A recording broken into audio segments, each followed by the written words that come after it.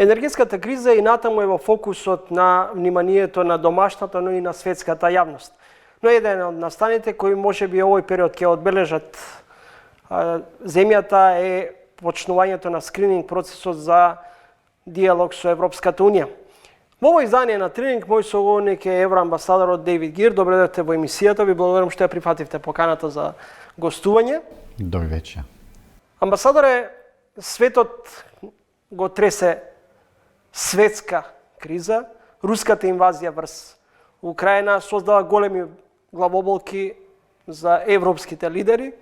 Ниту Македонија не е имуна на ова енергетско-економска криза.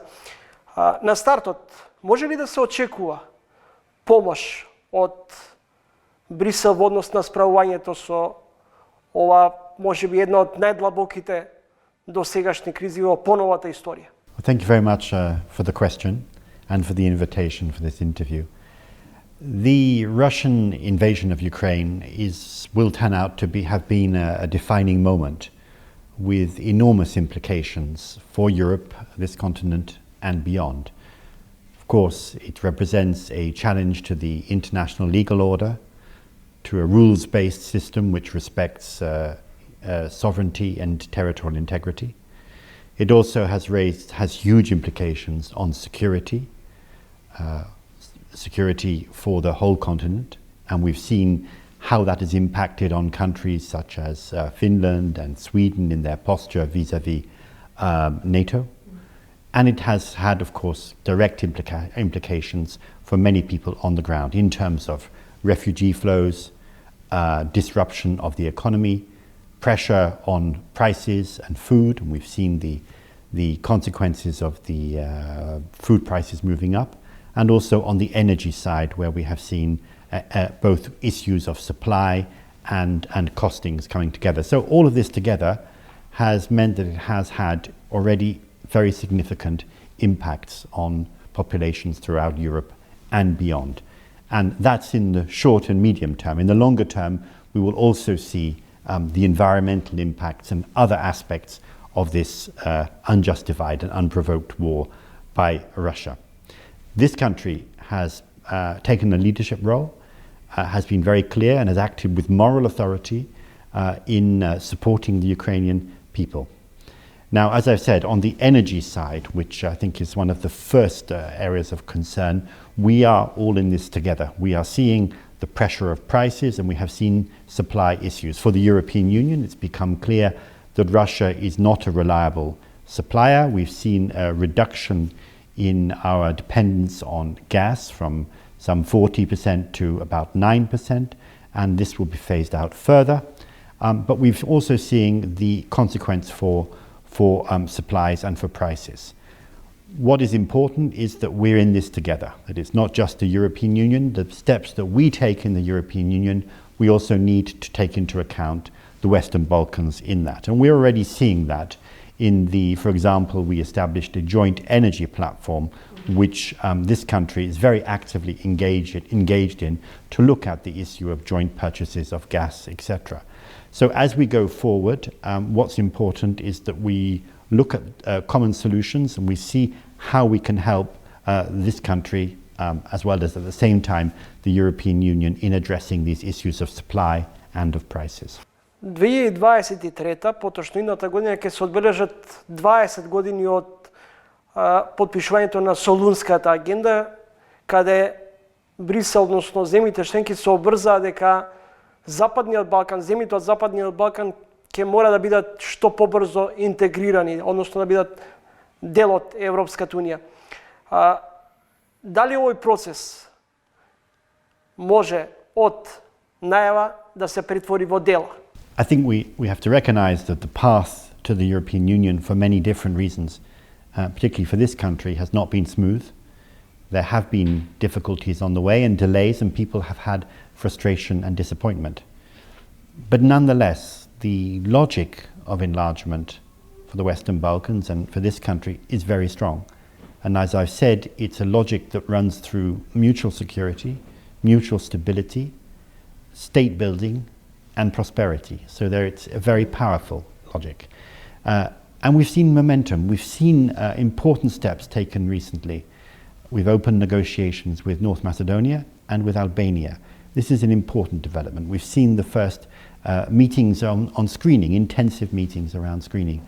Again, creating a momentum now as we see the path to the European Union now opening, and now very much depending on the pace on which this country and other countries will move forward on the reform agenda. Неодамна францускиот председател Макрон понуди своевидна нова идеја, излезе со нова идеја, европска политичка заедница. Дали оваа иницијатива може да биде или е всушност некаков субститут за земјите кандидати за членство? The European political community is not at all a substitute. We have in place a process, an accession process, which is clear. We know what the steps that need to be taken, and now recently we've opened negotiations with North Macedonia and with Albania, and of course negotiations are already open with Serbia and with Montenegro. So the steps and what is needed are very clear on the accession process. The European political community is something else. In the current geopolitical context, it became very clear that there was a need for closer coordination in discussions with some of our key partners in Europe about the main challenges that we face today: energy, migration, the war in Ukraine. And it's for that reason that President Macron and indeed President Michel endorsed it, that this idea of the European community has come about. And that involves the 27 member states of the European Union, the Western Balkans, but also some countries which are not looking for accession to the European Union, such as the United Kingdom and Switzerland. Веројатно ќе биде долг и трнлив македонскиот пат кон Европската унија. Стартуваше процесот на скрининг, но кои ќе бидат главните предизвици во овој период за македонските власти? So, indeed, the screening process has started, and maybe just to explain to your viewers what the screening process is about. Essentially, what it involves is an analysis of the laws and practices in place of the European Union and a comparison where the country stands. And it's very practical and very focused. What steps does the country need to take in order to reach the standards necessary for membership of the European Union? This is a process which I would describe as a process of transformation. It covers virtually all sectors of ordinary life, from agriculture to transport, customs to statistics, the judicial reform through to human rights, a very broad area. Сметате ли дека во моментов имаме како држава капацитет да одговориме на предизвиците? You have a certain level of capacity which needs to be strengthened, and that's why one of the first things that we look at in this process of negotiations is public administration reform, to make sure that you have the administrations which are really able to take forward the necessary reforms. Yes, there are many experienced people in the administrations, but the size of the job, the transformation that I'm talking about, does require a significant strengthening of the administration, and that will be an important part of the process. Not just to put in place the reforms to get to the door of the European Union, but also to ensure that once you're in the European Union, you're able to undertake all of the responsibilities and gain all of the benefits from membership due to your very effective administration. Следите интервју со евроамбасадорот Дејвид Гир. Господин амбасадоре, вето и корективни мерки се двата инструменти кои стојат на располагање на Бугарија за блокирање на натамошниот процес на преговорите меѓу Северна Македонија и Европската унија. Ова се проценки на дел од упатените кои се добри познавачи на европските прилики. Може ли процесот на приближување на Северна Македонија кон Европската унија повторно да се соочи со препреки? Now, there is an issue in all accession process that there should be respect for good neighbourly relations. This is said to be an essential element in all accession processes. That is normal, and that requires that the treaties, the Prespa Treaty and the Treaty on Friendship between North Macedonia and Bulgaria should be implemented in good faith. Beyond that, there's an obligation on all of us, as President Michel and President von der Leyen made clear when they're here, to ensure that the process is judged on the basis of fulfillment of criteria related to the implementation of the standards and norms of the European Union. Амбасадоре, споменавте дека отприлike околу 14 месеци би траел процесот на скрининг. Што е вашата сугестија? Дали сега можеби треба да биде приоритет во овој период додека трае скринингот да се спроведат и уставните промени, кои се еден од условите или можеби клучен услов за да се отвори поглавието преговарачкиот процес со Европската унија, или прво да заврши процесот на скрининг, па потоа и да се изведат уставните промени. Колку за подсетување, најголемата опозицијска партија во овој момент вели не даваме поддршка за уставни промени и влез на бугарите во преамбулата. The constitutional changes are of course a sovereign decision for this country to take. So the exact timing of when to adopt them is for this country. It's not for me to comment on that. As I've said, we can anticipate that the screening process itself would take 14 to 16 months. Concerning the constitutional changes, as you know, these are about, this is based on a commitment made by this country to Bulgaria, and they involve the inclusion in the introduction to the constitution of Bulgarians within the protection of the constitution.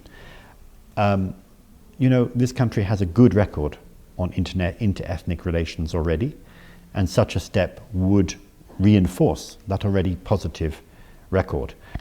Should the step not be taken, should the country decide to step back from that commitment to amend the constitution, then one would imagine at that stage that the process would come to a halt until such time as that commitment was fulfilled. Амбасадоре, недовербата во системот ги брка граѓаните од државата. Борбата против корупцијата, недовербата во институциите, вработувањето по партиска линија, по партиски клуч, се една од најгласните забелешки на граѓаните во однос на амбиентот во кој живеат. Прашањето кое се наметнува е дали во вакви околности, кога речиси, например, обвинетите може да си ја купат слободата или да одлежат затворска казна кога сакаат и каде сакаат, говори за капацитетот на институциите во справувањето со можеби клучните проблеми со кои се соочуваме подолг период. All of these issues that you mention are absolutely crucial. They touch on the strength and capacity of the public administration, combating corruption, and ensuring that there is an effective judicial system in place. And they're so important that in the accession process, they are included in a cluster of issues which we describe as the fundamentals. And those issues are examined from the very beginning of the process through to the very end, to almost the day before accession. Those are given a special focus throughout because they are so important in establishing, in building a society which is able to participate in the European Union. Now, in all of those areas, and you will have seen it from our regular country reports, there has been progress. There have been measures taken. But of course, we all know that much more is needed. We do have a number of institutions carrying out important work. For example, in the State Committee for the Prevention of Corruption and Organised Crime has issued some important reports and has carried out important work in the effort against corruption. But those reports and the recommendations need to be followed up. So in all of these areas, there need to be further decisive steps to move forward, because the accession process is not just about screening. That's an important element. It's not just about negotiations and discussing with Brussels how to move forward. It's also about doing these things hand in hand with real reforms on the ground. Препознавате ли спрега помеѓу извршната, судската и законодавна власт? I mean, so far as the judicial branch is concerned, obviously reforms should be aimed at ensuring the independence, professionalism and incorruptibility of the judicial sector. Some steps have been taken. We have seen some progress, but of course more needs to be done to ensure that this really does reach the standards and that the rule of law is respected, because as I say, it's fundamental for the accession process itself, but more importantly than that, it's actually fundamental for trust in the judicial system here in the country. Ама сега при крајот од разговорот, каква е искористеноста на европските фондови, особено во аграрот, има ли истраги на ОЛАФ за можна злоупотреба? Well, EU funds in the area of agriculture is broadly a good news story. We have spent approximately about 90 million euros in the area of agriculture, doing what? Helping with restoration of farm buildings, mechanization for farmers, innovative techniques such as the drip system, land reclamation, irrigation schemes. You can travel in many parts of the country and see how all of this kind of assistance has helped to ensure a more prosperous and effective agricultural sector. So this is a big priority. These funds are in fact managed directly by the authorities, not by the European Union. And broadly speaking, I think it's an important success story. On the question of OLAF, which you mentioned, which is the anti-fraud agency of the European Union, I'm not aware of any such investigations, but in general we don't comment on, for obvious reasons, on the work of OLAF or other investigatory agencies. Колку од европските фондови во последната декада се слеани во Македонија средства? Well, let me go back a bit further and say approximately in the last 20 years, something in the region of 2 billion euros has been spent here in North Macedonia. And what has that gone on? It really is very diverse, and I challenge you to go to almost any part of the country and not find examples of support that we've given, whether it's roads or railway, whether it's a wastewater treatment plant or a waste disposal network, or development of a vocational training centre, or whether it's strengthening civil society or giving an opportunity to businesses that wouldn't have it otherwise. So very, very extensive support. I think we see a lot that has come out of that, a lot of very positive developments, which are again a sign of that practical commitment that the European Union has to this country as a future European Union member state. Ви благодарам за гостувањето во емисијата. Thank you very much. Почитани гледачи, тоа беше евроамбасадорот во Северна Македонија Дејвид Гир.